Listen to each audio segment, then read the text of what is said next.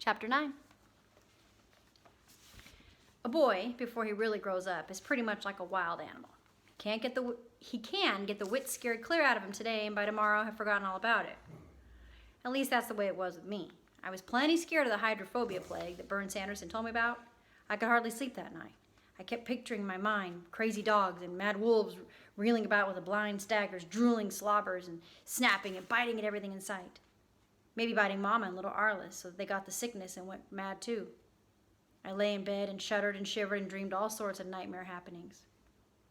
Then the next day I went to rounding up and marking hogs and forgot all about the plague.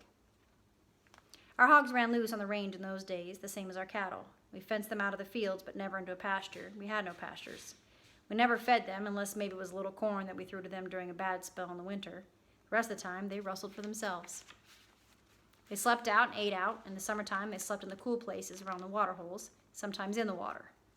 In the winter, they could always tell at least a day ahead of time when a blizzard was on the way. Then they'd gang up and pack tons of leaves and dry grass and sticks into some dense thicket or a cave. They'd pile all this into a huge bed and sleep on until the cold spell blew over. They ranged all over the hills and down to the canyons. In season, they fed on acorns, berries, wild plums, prickly pear apples, grass, weeds, and bulb plants which rooted out of the ground. They especially liked the wild black persimmons that the Mexicans called chipotes.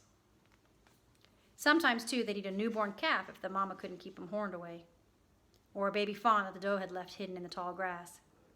Once, in a real dry time, Papa and I saw an old sow standing belly deep in a drying up pothole of water, catching and eating fish that were trapped in there and couldn't get away.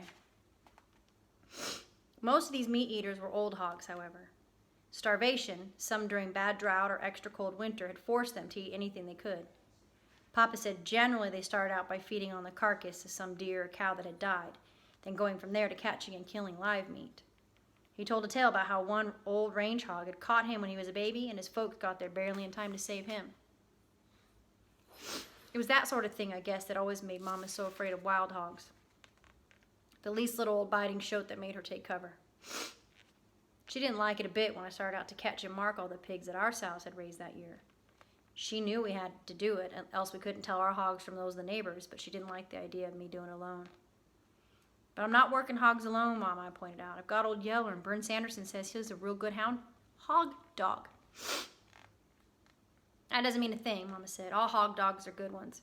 A good one is the only kind that can work hogs and live. But the best dog in the world won't keep you from getting all cut to pieces if you ever make a slip. Well, Mama was right.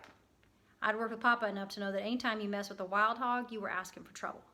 Leave him alone and he'll generally snort and run from you on sight, the same as a deer. But once you corner him, he's the most dangerous animal that ever lived in Texas. Catch a squealing pig out of the bunch and you've got a battle on your hands. All of them will turn on you at one time, and here they come, roaring and popping their teeth, cutting high and fast with gleaming white tushes that they keep whetted to the sharpness of knife points. And there's no bluff to them either. They mean business. They'll kill you if they get to you, and if you're not fast-footed and don't keep a close watch, they'll catch you. They had to be that way to live in a country where the wolves, bobcats, panther, and bear were always after them, trying for a bait of fresh hog meat. And it was because of this that nearly all hog owners usually left 4 or 5 old barrows, or bar hogs as we called them, to run with each bunch of sows. The bar hogs weren't any more vicious than the boars, but they'd hang with the sows and help protect the pigs and shoats when generally the boars pulled off to range alone.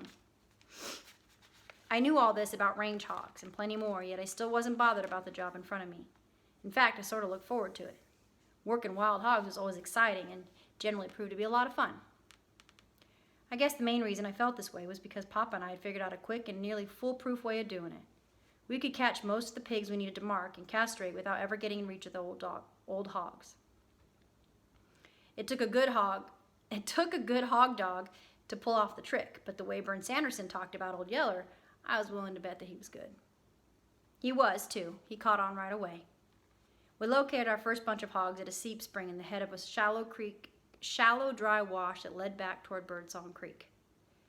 There were 7 sows, 2 long-tushed old bar hogs, and 14 small shoats. They'd come there to drink and to wall around the potholes of soft, cool mud. They caught wind of us about the same time I saw them. The old hogs threw up their snouts and said, "Woof!" Then they all tore out for the hills, running through the rocks and brush almost as swiftly and silently as deer.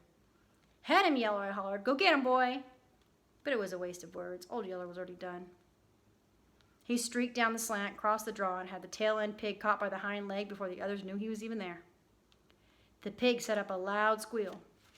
Instantly, all the old hogs wheeled around. They came at Old Yeller with their bristles up, roaring and popping their teeth. Yeller held on to his pig until I thought for a second they had him. Then he let go and whirled away, running toward me, but running slow. Slow enough that the old hogs kept chasing him, thinking every second they were about to catch him. When they finally saw they couldn't catch him, the old hogs stopped and formed a tight circle. They faced outward around the ring, their rumps to the center, where all the squealing pigs were gathered. That way, they were ready to battle anything that wanted to jump on them. That's the way they were used to fighting bear and panther off from their young, and that's the way they aimed to fight us off. So you've got like the babies in the middle, and all the big hogs are backed up around them so they can see all the way around them and they're ready to go. But we were too smart, Old Yeller and I. We knew better than to try to break into that tight ring of threatening tushes. Anyhow, we didn't need to. All we needed was just to move the old hogs along to where we wanted them, and Old Yeller already knew how to do it. Back he went, right up into their faces, where he pestered them with yelling barks and false rushes till they couldn't stand it. With an angry roar, one of the barrows broke the ring to charge at him. Instantly, all the others charged too. They were right on Old Yeller again. They were just about to get him. Just let them get a few inches closer, and one of them would slam a 4-inch tush into his soft belly. The thing was, Old Yeller never would let them gain that last few inches. They cut and slashed at him from behind and both sides, but he never was quite there. Always he was just a little bit beyond their reach, yet still so close they couldn't help thinking the next try they were going to get him. It was a blood-chilling game Old Yeller played with the hogs, but one that you could see he enjoyed by the way he went at it. Give him time and he'd take that bunch of angry hogs clear down out of the hills and into the pens at home if it was where I wanted them. Never driving them, just leading them along. But that's where Papa and I had other hog hunters outfigured. We almost never took our hogs to the pens to work them anymore. That took too much time. Also, after we got them penned, there was still the dangerous job of catching the pigs away from the old ones. I hollered at Old Yeller. "Bring 'em on, Yeller," I said. Then I turned and headed for a big, gnarled live oak tree that stood in a clear patch of ground down the draw piece. I picked out that tree because it had a huge branch that stuck out to one side. I went and looked the branch over and saw that it was just right. It was low, yet still far enough above the ground to be out of reach of the highest cutting hog. I climbed up the tree and squatted on the branch. I unwound my rope from where I'd packed it coiled around my waist and shook out the loop. Then I hollered for Old Yeller to bring the hogs to me. He did what I told him. He brought the fighting hogs to the tree and rallied them in a ring around it. Then he stood back, holding them while he cocked his head sideways at me, wanting to know what to do next. I soon showed him. I waited till one of the pigs came trotting under my limb. I dropped my loop around him, gave it a quick yank, and lifted him, squealing and kicking, out of the shuffling and roaring mass of hogs.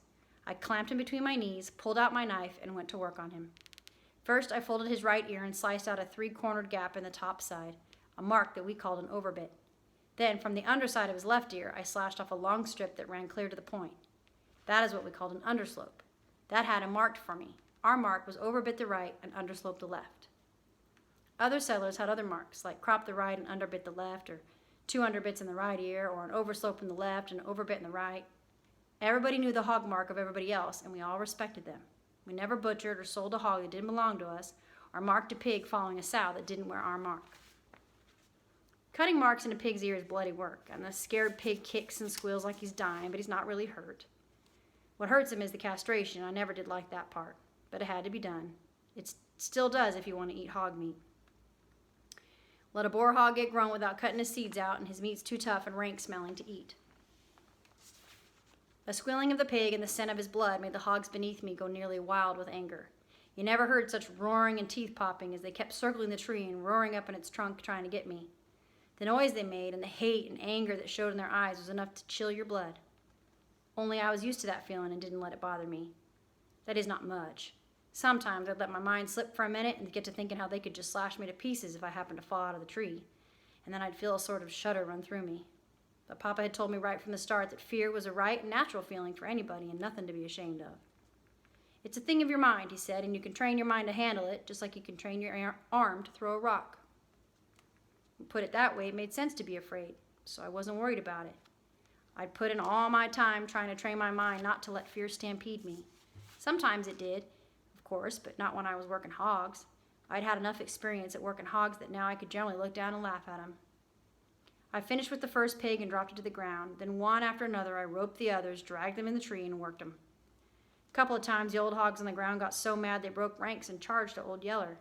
But right from the start, Old Yeller had caught on to what I wanted. Every time they chased him from the tree, he'd just run off a little way and come back, then stand far enough away that they'd rally around my tree again.